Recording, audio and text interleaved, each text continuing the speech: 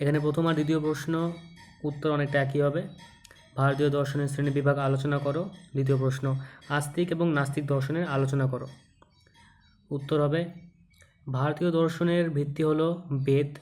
এই বেদের ওপর ভিত্তি করে ভারতীয় দর্শনকে সাধারণত দুই ভাগে ভাগ করা যায়, যথা আস্তিক দর্শন ও নাস্তিক দর্শন। আস্তিক দর্শন পয়েন্ট করে লিখতে হবে। আস্তিক কথাটি প্রধানত দুটি অর্থে ব্যবহৃত হয়, যথা প্রচলিত অর্থে আস্তিক এবং দ্বিতীয় ভারতীয় দর্শন অর্থে আস্তিক।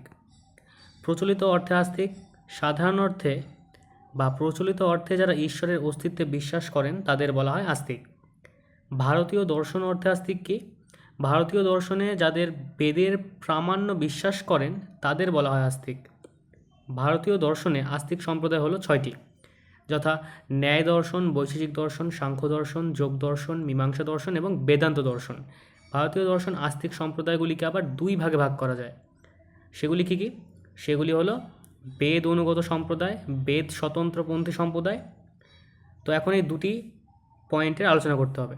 বেদ অনুগত সম্প্রদায়, যে সকল আস্তিক দর্শন সম্প্রদায় সম্পূর্ণরূপে বেদের ওপর নির্ভরশীল তাদের বলা হয় বেদে অনুগত সম্প্রদায়। ভারতীয় দর্শনে মীমাংসা এবং বেদান্ত এই দুটি সম্প্রদায় হলো বেদ অনুগত সম্প্রদায়। বেদ স্বতন্ত্রপন্থী সম্প্রদায় কোনটি? যে সকল আস্তিক দর্শন সম্প্রদায় সম্পূর্ণরূপে বেদের ওপর নির্ভরশীল নয় তাদের বলা হয় বেদ স্বতন্ত্রপন্থী সম্প্রদায়।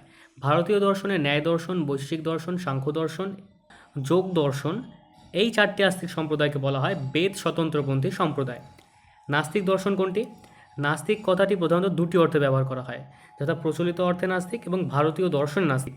প্রচলিত অর্থে নাস্তিক বলতে আমরা সাধারণ বুঝি যে ঈশ্বরের অস্তিত্বে বিশ্বাস করে না, তাদের বলা হয় নাস্তিক। ভারতীয় দর্শনের নাস্তিক কি? ভারতীয় দর্শনে যাদের বেদের প্রামাণ্যে বিশ্বাস করেন না তাদের বলা হয় নাস্তিক। ভারতীয় দর্শনের নাস্তিক সম্প্রদায় 3টি, চার্বাক দর্শন, বৌদ্ধ দর্শন এবং জৈন দর্শন।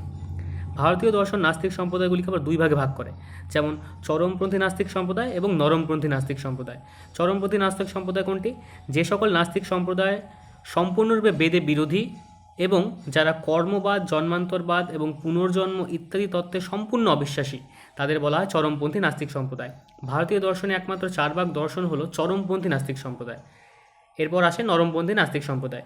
এরা কারা?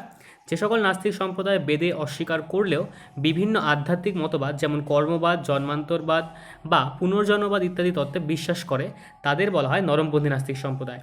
ভারতীয় দর্শনে বৌদ্ধ, জৈন দর্শন হলো নরমপন্থী নাস্তিক সম্প্রদায়, কেননা এই দুটি সম্প্রদায় বেদের প্রামাণ্য গ্রন্থরূপে স্বীকার না করলেও ভারতীয় দর্শনে অন্যান্য তত্ত্বে যেমন কর্মবাদ, পুনর্জন্মবাদ ইত্যাদি তত্ত্বে বিশ্বাসী।